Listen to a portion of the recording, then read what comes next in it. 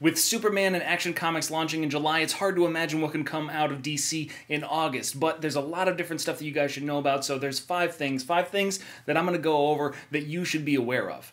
My name's Stan, and this is Detail Comics. What's up, everybody? This weekly one-shot is going to be about the future of comic books, and we're talking specifically about five things coming from DC inside the August 2018 solicitations. The first thing that I want to talk about is the kind of debut of Brian Michael Bendis' creator-owned content at DC. So we have Pearl #1, which is going to be dropping from Brian Michael Bendis, and he's teaming up with his Jessica Jones counterparts in order to create this new story. And then we also have Scarlet #1, which has got Brian Michael Bendis and Alex Maleev. So there are a lot of different things that he's going to be talking about in these tales, but one thing's for sure, these are for mature readers, and they're going to be taking on a variety of different pieces of content. It's not going to be dealing inside the DC universe. It's all about his creator-owned works and how they're going to be applied to the DC world at large. Obviously, they're full of potential, but with us not really being exposed to Man of Steel, Superman, or Action Comics, we don't necessarily know what to make of the latest Brian Michael Bendis creator-owned creation. It's just not necessarily something that I'm super looking forward to, but I want to be aware of it so that way I can check it out, and when I get more information, I'll be able to make an educated decision. But Brian Michael Bendis is bringing the real heat when it comes to this, because that means 4 titles. He's got 4 titles coming out in August alone. So there's a variety of different things you should be aware of, and that is #1. #2 is the return of canceled content. So if we're talking about DC Comics, there were at least 2 books that I was thinking of that were canceled a little bit before their time. One of them was Supergirl, and 2 would be Super Sons, which was selling really well and had a really dedicated fan base.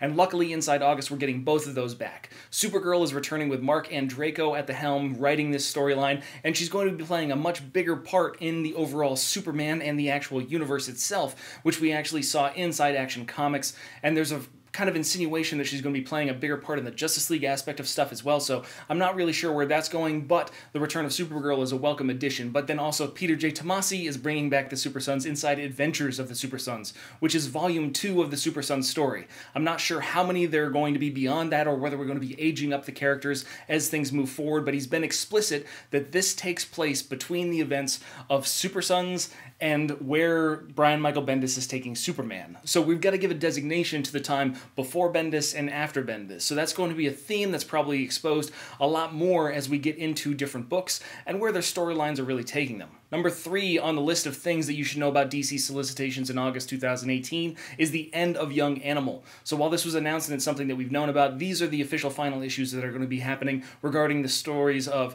Eternity Girl, Mother Panic AD, Kate Carson has an interstellar eye, and whatever the hell else is going on over there. Shade the Changing Woman. Yes, Shade the Changing Woman. And Doom Patrol, they're all going to be kind of going away. Young Animal is a really good experiment, and Gerard Way of My Chemical Romance did a very good job. He was the author behind Doom Patrol as well. It's just one of those things where it didn't necessarily kind of deliver on the expectations, even though the comic books themselves have a really dedicated fan base, but they are a relatively small print run. So the end of Young Animal isn't necessarily something surprising, but it is something that kind of signals the end of an era. I was really happy with Way's run on Doom Patrol, and I was looking forward to seeing where it was going to go, and there's rumors that he's going to be bringing it back at some time in the future. It's just not right now and not on the Young Animal imprint. So the end of Young Animal is #3 on the things you need to know about August. Hopping into #4, we should be talking about 4 different crossover books which are going to be dealing with more Looney Tunes and villains inside the DC universe.